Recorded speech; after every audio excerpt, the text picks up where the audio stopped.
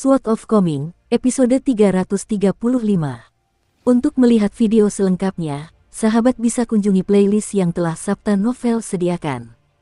Yuk mari, kita berimajinasi bersama dan masuk ke alur ceritanya.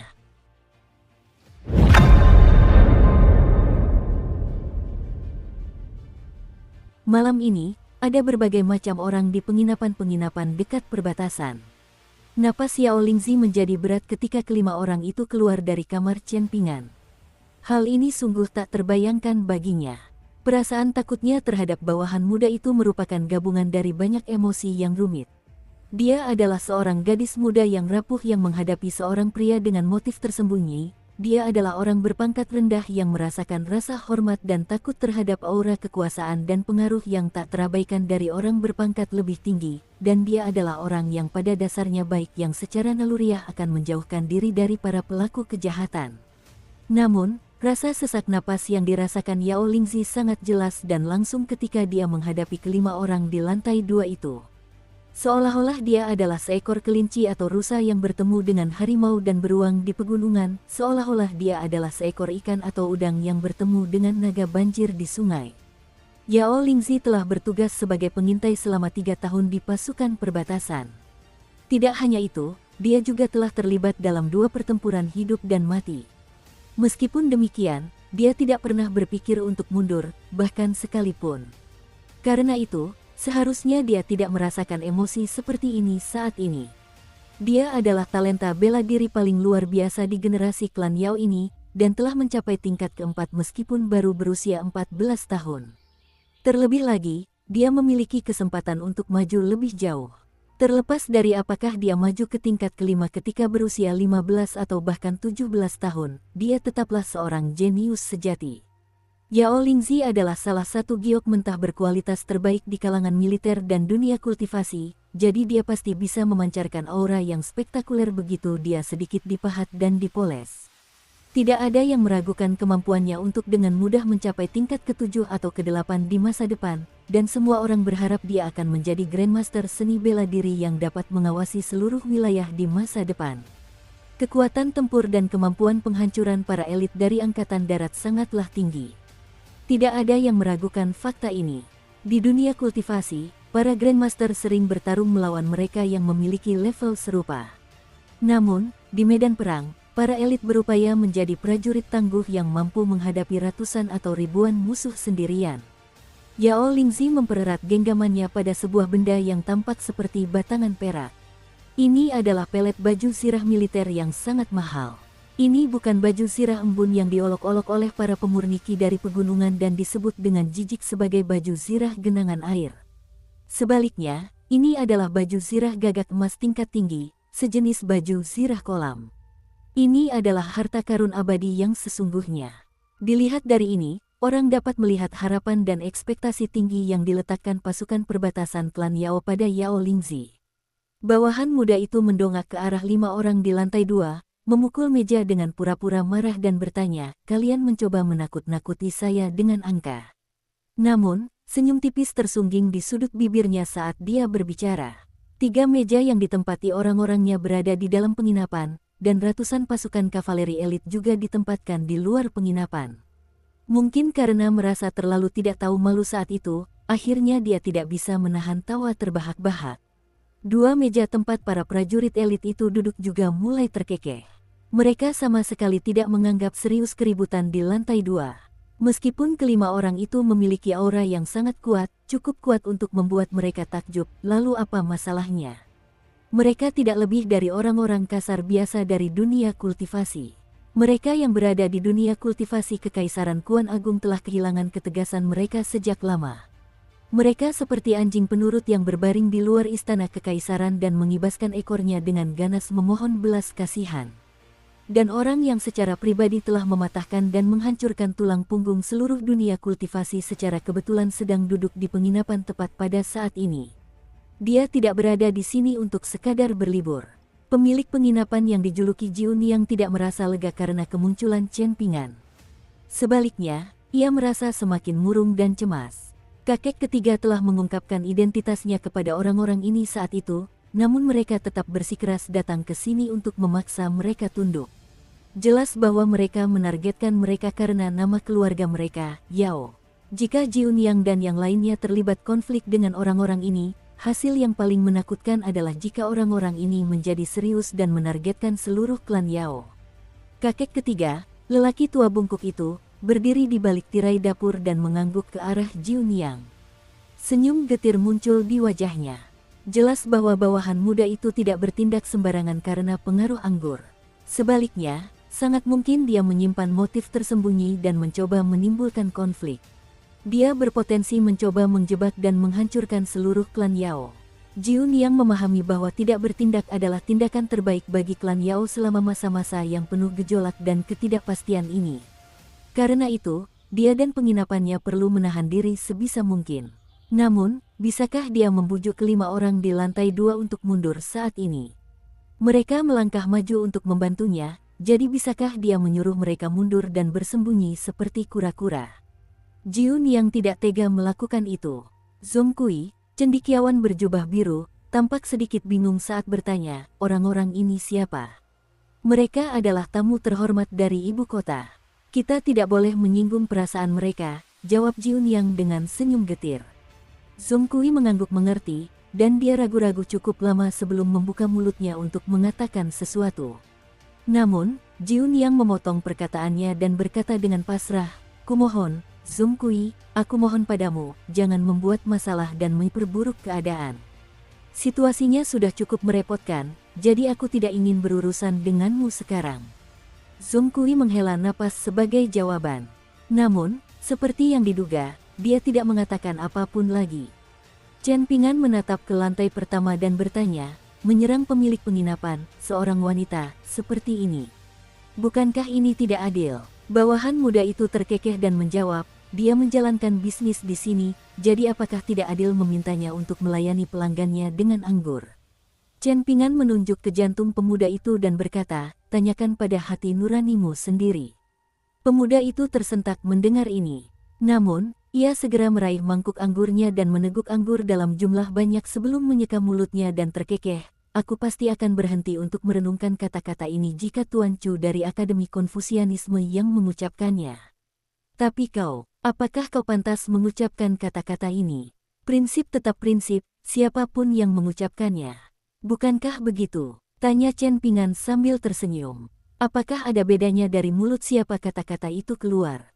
Kau hanyalah seseorang yang menindas yang lemah dan takut pada yang kuat, bukan? Jika seseorang memiliki kekuatan yang lebih besar darimu, kurasa kau akan mendengarkannya terlepas dari apakah mereka benar atau salah, benarkah? Pemuda itu mengangguk dan menjawab, saya bisa menerima kata-kata ini. Kata-kata ini memang masuk akal. Lalu, ia melemparkan mangkuk anggurnya dengan santai dan mengangkat tangannya tinggi-tinggi ke udara, merenggangkan jari-jarinya sebelum mengepalkannya perlahan. Kalau begitu, mari kita coba dan lihat siapa yang lebih kuat. Aku ingin melihat berapa banyak orang yang berani menantangku di wilayah Kekaisaran Kuan Agung. Jiun Yang khawatir Chen Pingan yang masih muda dan gegabah akan menyerang lebih dulu dan menderita kerugian besar serta berada di pihak yang salah. Karena itu, ia buru-buru berkata untuk memperingatkan, tolong jangan bertindak impulsif, Tuan Muda. Orang-orang ini berada di sini untuk tugas resmi dari ibu kota, dan mereka bertindak di bawah perintah dekrit kekaisaran. Sekalipun Anda benar, Anda tetap akan berada di pihak yang salah jika Anda dengan ceroboh menyerang mereka terlebih dahulu. Tatapan gelap muncul di mata bawahan muda itu, dan dia menoleh ke Jiun Yang lalu memarahi, tutup mulutmu. Apakah janda murahan sepertimu berhak menyela saya? Apa kau tahu siapa aku? Ekspresi Jiun Yang tampak sangat marah. Bawahan muda itu menunjuk Jiun Yang sebelum menunjuk Chen Pingan, dan dia tertawa dingin. Jiun Yang dari klan Yao, kau diam-diam bergabung dengan kekuatan asing dan mencoba membajak kereta tahanan. Ini adalah kejahatan yang tercela. Jiun Yang dipenuhi kesedihan dan kemarahan, dan akhirnya dia tidak bisa lagi menahan emosinya, berteriak dengan marah, siapa kau sebenarnya, bajingan kecil? Bawahan muda itu menunjuk dirinya sendiri dan bertanya dengan ekspresi polos, aku. Bajingan kecil. Dia berdeham dan merapikan kerah bajunya sebelum tersenyum tipis dan melanjutkan, menurut tuduhan Nyonya Yao, Gao Shizhen memang bajingan tua. Haha, lucu sekali, bukan? Aku pasti akan mengulangi lelucon ini kepada Gao Shizen saat aku pulang nanti. Jiun yang bertukar pandang dengan kakek ketiga yang bungkuk, dan jantung mereka berdua berdebar kencang bersamaan. Adipati Gao Shizen, dia adalah adipati terakhir yang tersisa dari Kekaisaran Kuan Raya, dan merupakan subjek yang sangat dipercaya oleh Kaisar saat ini. Kekaisaran Kuan Agung telah menikmati kedamaian untuk waktu yang lama, dengan klan Liu Kekaisaran telah memerintah negara itu selama lebih dari 200 tahun. Ketika mendirikan kekaisaran, Kaisar pertama telah menganugerahi 3 orang dengan gelar Raja Daerah dan 7 orang dengan gelar Adipati. Namun, hanya gelar turun-temurun Adipati Gao Shizen yang berhasil bertahan hingga hari ini. Adapun yang lainnya, keturunan klan-klan tersebut telah menghabiskan kekayaan yang diperoleh leluhur mereka dengan mempertaruhkan nyawa mereka. Adipati Gao Shizen hanya memiliki 1 anak, dan baru mendapatkan putra ini di usia yang relatif tua. Putranya tak lain adalah Adipati kecil Gao Sui, seseorang yang terkenal karena sifatnya yang otoriter di ibu kota dan di seluruh istana kekaisaran. Ia telah menyebabkan masalah besar demi masalah besar, namun selalu lolos dari hukuman dan tetap aman dan sehat berkat berkah leluhurnya. Bahkan, Kaisar lebih lunak terhadap Gao Sui daripada terhadap banyak pangeran dan putri. Oleh karena itu, ada sebuah pepatah populer di kalangan pejabat ibu kota, bumi akan bergetar dan gunung-gunung akan berguncang ketika sang adipati kecil meninggalkan rumahnya. Dia adalah keturunan orang berpengaruh yang terkenal tidak berguna, jadi bagaimana mungkin dia dikirim dalam misi ke selatan ini? Meskipun Kaisar memberikan perlakuan istimewa kepada keluarga Adipati Gao Shizen, kebijaksanaannya berarti bahwa dia pasti tidak akan memperlakukan misi ini dengan begitu ceroboh. Orang yang paling berani dan suka membuat onar di Kekaisaran Kuan Raya kemungkinan besar adalah Gao Sui, pemuda yang bandel ini. Song Xiao adalah seorang jenderal yang brilian dan kepala menteri Kementerian Perang, namun ia hanya mampu memarahi Gao Sui sebagai pembuat onar setelah cucunya diintimidasi dan dilecehkan oleh bangsawan kecil ini. Berdiri di belakang Chen Ping'an di lantai 2, Wei Xian dengan tenang menjelaskan latar belakang dan kedudukan adipati kepada bocah muda itu. Chen Ping'an mengangguk mengerti. Tepat ketika semua orang mengira dia akan mundur menghadapi kesulitan, dia segera menggunakan jimat pemendekan tanah dan melompat turun dari lantai 2, tiba di hadapan adipati muda Gao Sui dalam sekejap. Di jalan di luar penginapan, seorang prajurit kavaleri duduk di belakang pengemudi kereta dan mengunyah ransum yang sulit ditelan. Sesekali ia mengangkat tempat minumnya untuk meneguk air. Ia mendongak dan melihat seekor merpati pembawa pesan terbang keluar dari penginapan. Seseorang segera berlari mendekat dan menunggu prajurit kavaleri memberikan perintahnya. Ada seekor elang putih salju yang tampak megah di pundak orang itu.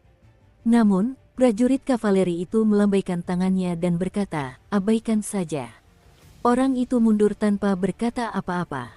Prajurit kavaleri itu tak lain adalah utusan yang baru saja memberitahu penginapan tentang kedatangan mereka. Pengemudi kereta duduk tegak lurus, sama sekali tidak berani bergerak.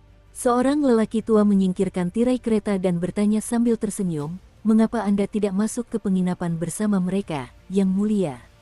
Prajurit kavaleri itu tersenyum dan menggelengkan kepalanya. Disiplin diri adalah topik yang mendalam. Bagi keturunan keluarga kerajaan seperti dirinya, mengendalikan dan memanfaatkan orang lain bukanlah hal yang sulit. Ia telah menyaksikan dan mengalami pengendalian ini sejak usia muda, dan ia juga dapat mempelajari banyak pelajaran berharga dari buku-buku sejarah. Ada 2 penyaringki yang duduk bersila di dalam kereta, 1 tua dan 1 muda, dan mereka bertanggung jawab untuk menjaga salah satu tahanan terpenting dan mengawalnya ke kota Meraj, ibu kota Kekaisaran Kuan Agung. Orang yang baru saja mengajukan pertanyaan kepada prajurit kavaleri itu adalah seorang lelaki tua berusia 80-an. Ia mengenakan jubah Taois berwarna ungu, dan juga topi ekor ikan di kepalanya. Ia memegang ujung tali di satu tangan dan pengusir lalat di tangan lainnya. Narapidana itu berambut acak-acakan dan berlumuran darah, kepalanya tertunduk dan ia tetap diam. Penampilannya tidak dapat dilihat dengan jelas. Jubah emasnya compang camping, dan sesuatu yang mirip dengan vajra emas telah dipaku di pergelangan tangan dan pergelangan kakinya. Selain itu, ada juga tali hitam pekat yang diikatkan di lehernya, dengan ujung tali lainnya berada di tangan ahli pemurnian Ki tua itu. Namun, Hal yang paling menyedihkan dari tahanan itu adalah kenyataan bahwa sebuah pedang terbang telah menembus dahinya dan menancap di bagian belakang kepalanya. Memang, pedang terbang itu tetap tertancap di kepalanya begitu saja. Tahanan penting ini adalah dewa resmi pegunungan dan sungai. Dia pernah menjadi pemurni ki di tingkat puncak level 7, dan kekuatan tempurnya akan meningkat setidaknya hingga level 8 ketika dia berada di wilayah kekuasaannya sendiri. Dia seperti penguasa dan orang bijak suatu daerah, dan dia bahkan mampu melawan immortal level 9, level inti emas. Namun, dia sekarang telah jatuh ke keadaan menyedihkan ini karena alasan yang tidak diketahui. Dukung terus channel YouTube Sabta Novel. Selain pendeta Taois tua itu, ada juga seorang wanita muda yang duduk di dalam kereta dan menjaga tahanan. Ada kasih sayang di matanya saat dia menatap prajurit kavaleri itu, dan perasaannya terhadapnya jelas terlihat meskipun dia tidak berbicara. Wanita muda itu hanya bisa dianggap lembut dan cantik, namun wataknya luar biasa dan kulitnya lebih pucat dari salju. Dibandingkan dengan interpretasi kecantikan manusia biasa, dia lebih mampu menahan pengawasan. Lagi pula, kecantikan manusia pada akhirnya hanyalah kecantikan permukaan di mata para kultivator dari pegunungan. Kecantikan manusia adalah kecantikan daging manusia, dengan kulit kasar, bau menyengat, dan segala macam ketidaksempurnaan yang tidak dapat menahan pengawasan. Prajurit kavaleri itu tiba-tiba menoleh ke arah penginapan, dengan ekspresi terkejut terpampang di wajahnya. Pendeta Taois tua itu juga sedikit tercengang, dan dia berkomentar, aura seni bela diri yang luar biasa. Terlebih lagi, ada begitu banyak dari mereka. Berapa banyak individu kuat yang bersembunyi di penginapan kecil di perbatasan ini. Mungkin Duke kecil benar secara tidak sengaja. Mungkin para elit negara Jin Utara benar-benar mengambil risiko besar dan mencoba menyelamatkan para tahanan. Haruskah aku pergi untuk memperingatkan Adipati? Tanya wanita muda itu dengan suara ragu-ragu. Prajurit kavaleri itu menggelengkan kepalanya dan menjawab sambil tersenyum, tanah di bawah kaki kita ini milik Kekaisaran Kuan Agung, jadi bagaimana kita bisa menghadapi bahaya kecuali klan Yao benar-benar memutuskan untuk memberontak. Kilatan intens melintas di mata pendeta Taois tua itu, namun dia tetap diam dan tidak mengatakan apapun lagi. Sesaat berlalu, dan dia hampir saja memberikan komentar lain. Namun, prajurit kavaleri itu sudah melompat dari kereta dan langsung berjalan menuju penginapan. Setelah prajurit kavaleri itu berjalan cukup jauh, wanita muda yang berasal dari klan abadi di pegunungan bertanya dengan suara lembut, "Tuan, Adipati kecil sedang memojokkan anggota klan Yao, namun Yang Mulia sama sekali tidak menahan Adipati kecil. Apakah semuanya akan baik-baik saja?" Pendeta Taois tua itu melambaikan tangannya dan menepis, "Siapapun di dunia ini bisa menjadi pemberontak dan pengkhianat, dan satu-satunya pengecualian adalah klan Yao. Mereka sudah terlalu lama menjadi rakyat yang setia." Senyum dingin tersungging di sudut bibir pendeta Taois tua itu saat ia melanjutkan. "Dan mereka sudah kecanduan status dan sensasi ini." Tiba-tiba tahanan itu menundukkan kepalanya lebih rendah lagi, tertawa gembira sambil berseru, "Kau benar-benar berbicara tentang pejabat setia dan jenderal perbatasan pilar dengan nada mengejek seperti itu. Lalu bagaimana jika Kekaisaran Kuan Agungmu adalah kekuatan dominan saat ini? Akankah kau mampu mempertahankan kekuasaan ini? Kau masih berani berbicara sekeras kepala itu?" Pendeta Taois tua itu menjentikkan pergelangan tangannya, menyebabkan tali hitam pekat itu langsung mengencang di leher tahanan. Seluruh tubuh tahanan mulai gemetar, namun dia tetap mengertakkan giginya dan menolak untuk mengeluarkan suara. Sementara itu, terjadi perubahan peristiwa yang tiba-tiba dan tak terduga di penginapan tersebut. Seorang anak laki-laki muda yang mengenakan jubah putih tiba-tiba muncul di lantai pertama. Perasaan tidak enak tiba-tiba muncul di hati pangeran kecil Gao Sui, dan dia hampir saja mundur karena ketakutan. Namun, yang dilihatnya hanyalah bayangan buram saat bocah itu mengulurkan tangan dan meraih bahunya.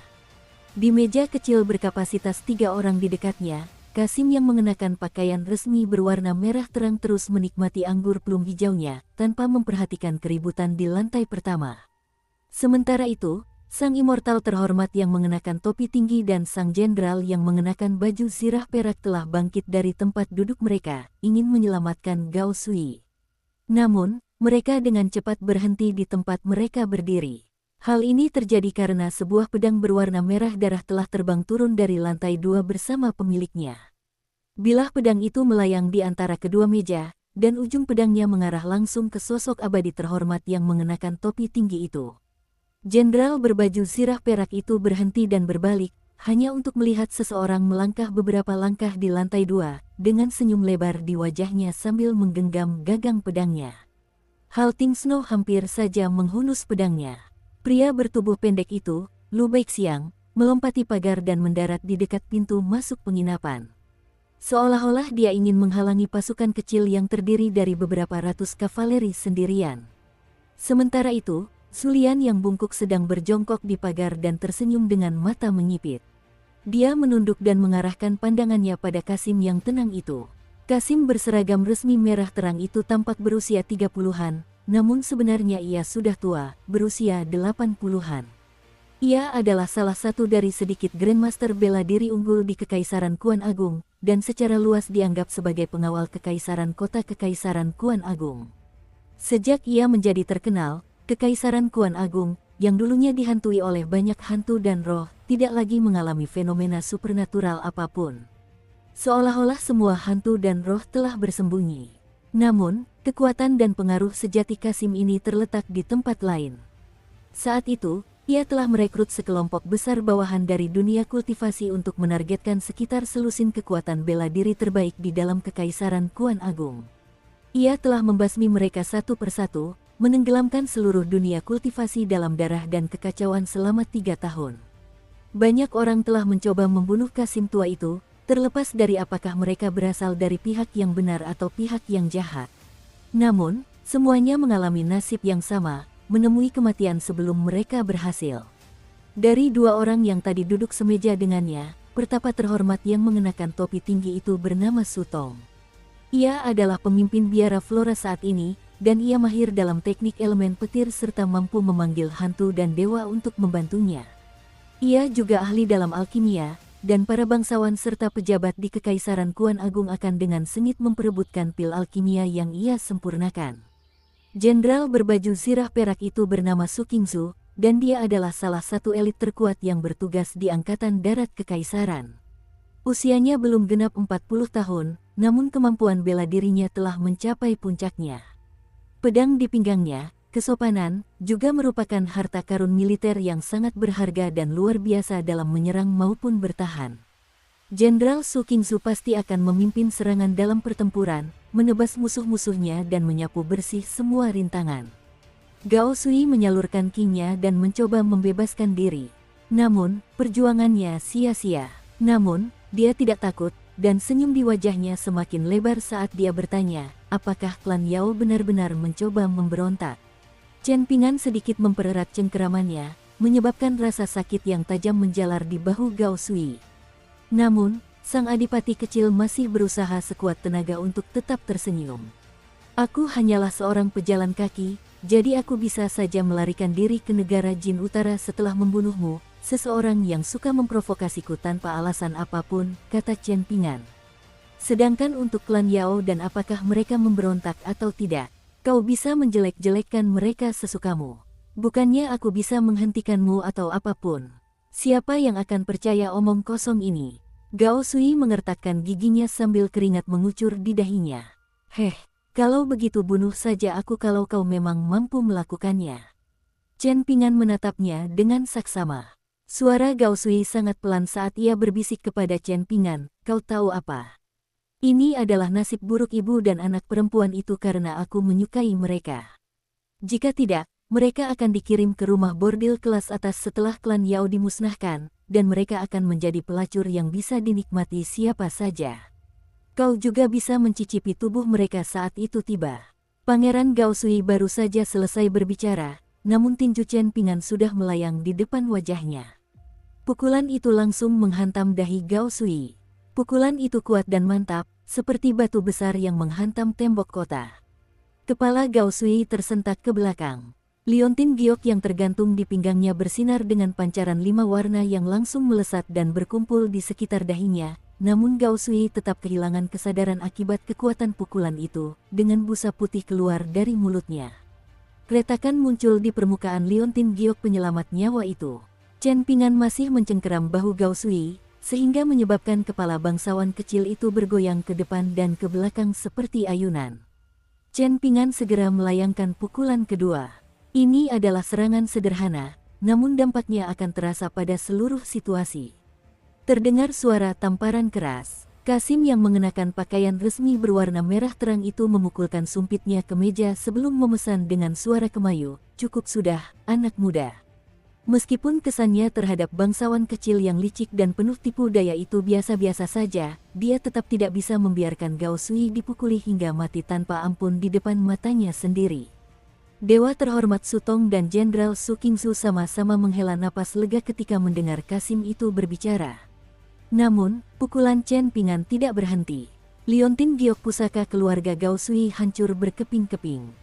Gao Sui secara mengejutkan sadar kembali setelah liontin gioknya hancur. Wajahnya merah padam dan matanya merah, lalu dia meraung dengan ekspresi mengerikan, "Bajingan keparat, aku pasti akan membunuhmu bersama klan Yao." Kasim berseragam resmi merah terang itu tiba-tiba berdiri dengan marah. Sudah berapa tahun berlalu, namun, masih ada yang berani bertindak sembrono di depannya. "Hentikan!" teriak Jiun Yang. Chen Ping'an menoleh untuk melihatnya, dan dia bisa melihat kecemasan yang mendalam di matanya saat dia menggelengkan kepalanya perlahan. Dia ingin menjelaskan situasinya, namun tidak berani mengungkapkan kebenaran, jadi dia hanya bisa berkata, "Tenanglah dan diskusikan semuanya dengan cara yang beradab, Tuan Muda. Mari kita duduk dan membicarakan semuanya perlahan. Saya yakin bahwa adipati kecil itu hanya bercanda dengan kita." Namun, Kasim yang marah itu mengabaikan kata-katanya dan langsung menyampaikan keputusan akhir, mengumumkan tidak perlu berdiskusi lebih lanjut. Klan Yao telah bergabung dengan negara Jin Utara untuk memulai pemberontakan, jadi hukumannya adalah kematian. Sambil berbicara, Kasim itu menyatukan dua jarinya dan menggesekkannya di atas meja. Pertama dan ke-15 keluar dari labu penumbuh pedang Chen Ping'an, menghancurkan dua sumpit yang melesat di udara seperti kilat. Pukulan ketiga Chen Ping'an membuat Gao Sui terlempar ke belakang. Wei Xian bergeser ke samping, membiarkan bangsawan kecil itu terlempar keluar pintu dan jatuh tersungkur di tanah di luar penginapan. Prajurit kavaleri muda itu baru saja tiba di dekat penginapan, dan untuk sementara terpaku karena terkejut saat melihat mayat di tanah. Dia jelas tidak percaya dengan apa yang dilihatnya. Chen Ping'an menoleh ke Jiun Yang dan bertanya, "Apakah kau tahu mengapa Jenderal tua Yao hampir menjadi korban percobaan pembunuhan?" "Itu karena klan Yao terlalu lunak. Seseorang jelas percaya bahwa klan Yao hanya akan berani menyimpan amarah dalam diam meskipun Jenderal tua Yao terbunuh." Seolah-olah Jiun Yang tidak mendengar perkataan Chen Ping'an, dan ekspresinya tampak linglung saat ia bergumam, "Dia sudah mati. Kau membunuhnya begitu saja. Adipati pasti akan menjadi gila, dan kaisar pasti akan murka." Klan Yao tamat. Kakek ketiga, lelaki tua bungkuk yang bekerja sebagai juru masak di penginapan, juga benar-benar bingung. Ekspresi terkejut dan ngeri terlihat di wajah Yao Lingzi. Penginapan itu menjadi sunyi, kecuali suara lesu gadis kecil kurus yang sedang membaca di kamarnya di lantai 2. Pada saat itulah sarjana miskin berjubah biru menepuk bahu Jiun Yang. Ia jelas membelakangi Chen Ping'an, namun suaranya terdengar jelas di benak Chen Ping'an, berkata, "Silakan bunuh sebanyak yang kau mau. Aku akan bertanggung jawab mengubur mereka."